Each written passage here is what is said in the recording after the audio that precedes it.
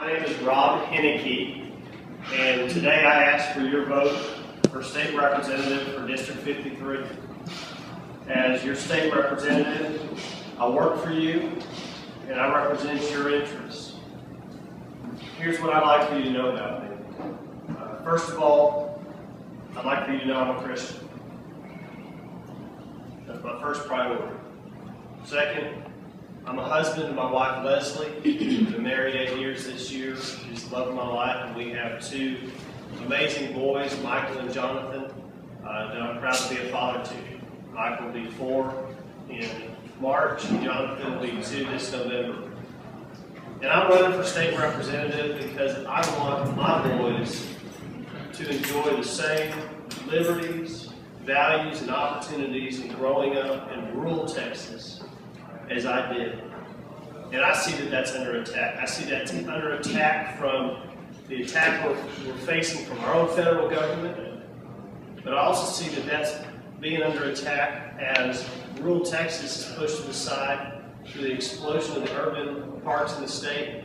And our way of life, our lifestyle here in rural Texas is going to go away if we don't have a strong advocate in Austin fighting for our needs, as well as fighting against the federal government from the intrusions on our liberties that are happening there. I'm going to be a strong advocate, a strong fighter for Medina County, District 53, in this community. I'm 4th generation of my family to live and work and raise a family here in Kerr County.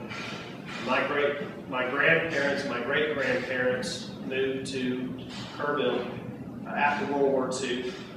My grandfather was a combat pilot in the Pacific with the Navy, and my grandmother, who's still alive, she's 93 years old, an amazing woman, was a pilot with the Wasps, and flew P-51s and the hottest combat planes at the time, which as a girl growing up in McAllen, Texas, was something else. But they moved to Kerrville, they bought the airport there, and ran the airport as their business, as the first GI-rated flight school in America. And my family's been small business owners ever since then. After they got out of the airport business, they tried the car dealer business until the Edsel put them out of business. And then they went to real estate. And Edsel's a dirty word for my grandmother. And they got into real estate, and they've been working hard ever since. And that's my background in small businesses. I'm currently elected as the county attorney in Kerr County, and I serve there as a county attorney, but I'm also a small business owner with my wife, Leslie. She raises the boys, she takes care of the family, but she also runs a small business that we have. And I feel that being from this community, growing up in rural Texas, gives me an understanding of the issues that are unique to us, the issues that we need to have addressed here. It's not a one-size-fits-all state. And even when you're looking at our state government and some of the mandates and unfunded mandates and statewide legislation being proposed, what's good for Cyfair, what's good for Plano East, what's good for Highland Park, or Dallas, or Houston, it's not necessarily good for Medina County. And I understand that and recognize that. And as much as we need to fight against what the federal government is doing for us, we also need our state representative from this area to fight to stand up for our communities, for our issues, and make sure that rural Texas doesn't just get swept aside. Here's what's important to me. What's important to me is private property rights and protecting private property rights. That is the lifeblood of this community, and it forms the foundation of our liberties. And we can do that by making sure that private property owners in this community are able to have the full use and enjoyment of their property and their natural resources, and not have those taken over by the government or taken over by other entities. That means fighting against eminent domain. I'm very against eminent domain, except for the most just critical of government purposes, and that should be the most rare occurrence ever. As a county attorney, we have not used eminent domain during my tenure. 2 times the Commissioner's Court was looking at, for road projects, we might have to do it, and I said, let me fix it. I worked with the landowner in finding a way to work with reach a compromise where we didn't have to do that, where everybody was happy, because I believe in respecting private property rights. You can't have private property rights if you're not able to defend yourself and your property. I'm a firm proponent in the Second Amendment, and I'm standing for the Second Amendment. And government does not need to be concerned with responsible citizens owning guns. That is our Second Amendment right, that the right to keep and bear arms shall not be infringed upon. And we have seen this last year how much that has been under attack. And I don't think you can have private property rights and protected private property rights if you can't defend yourself. And that leads into another issue that I'm very passionate about, and that's border security. Sir, that was a great question that you had. I am offended as a Texan that there are persons down at the border that can't get their mail in the morning without arming themselves like a commando. That is offensive to me as a property owner. And Dr. Lowry, I wish you the best of luck in D.C., but to me, the federal government has completely abdicated their responsibility to secure the border. And that means that Texas needs to step up. And I understand that the border between the United States and Mexico is the international border, but when cartels and the drug dealers and drugs come over from the border, when they hit Texas, to me that becomes a law enforcement issue.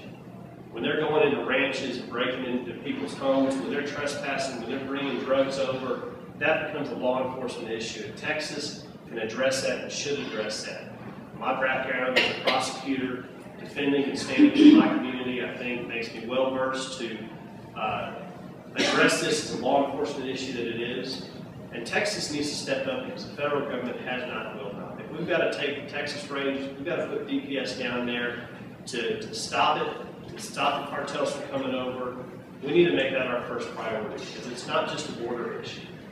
It's affecting everywhere in Texas. You know that recently they arrested the big cartel member. Turns out he's living up in Dallas. You know, I've seen from being a juvenile prosecutor for Kirk County how much the drugs and crime is affecting Kirk County and all the counties in District 53. I-35 is a pipeline. It's all coming up, hitting San Antonio, scattering to the rest of the country.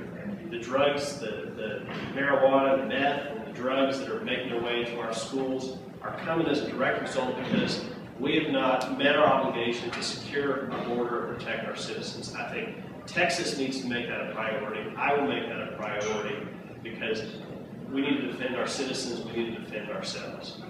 I believe very firmly in small businesses. I know that small businesses are the backbone of this community.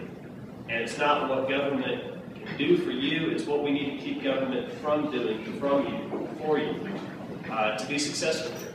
You know, we have a low regulatory state. We need to keep it that way. We need to keep the tax burden very low as well so that small businesses, which form the backbone of this community, can thrive and can grow.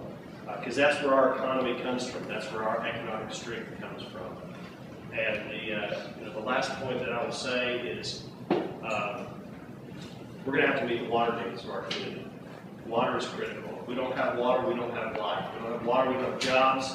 We don't have a place to live. We don't have businesses. We will drive and blow away. To be honest, rural Texas, if it's on the priority list of the state, we all know it's at the bottom. And so we can't look, and nor do I want, as a conservative, to look to our state government to make a bunch of appropriations or spending a lot of money. I was speaking, Commissioner, with you. I think the solution in District 53 is our local governments. That's the point of service for our communities. I've seen that as working in Kirk County. And the key is going to be to allow local governments, give them the tools to be able to meet their own infrastructure needs without raising taxes and without putting a burden on the local community. I'm very grateful to be able to come here and visit with you. I appreciate your time. That's a little bit about me, but first and foremost, I'd like to ask for your vote. I'm going to work very hard for this community, and I sure appreciate your consideration. Congratulations.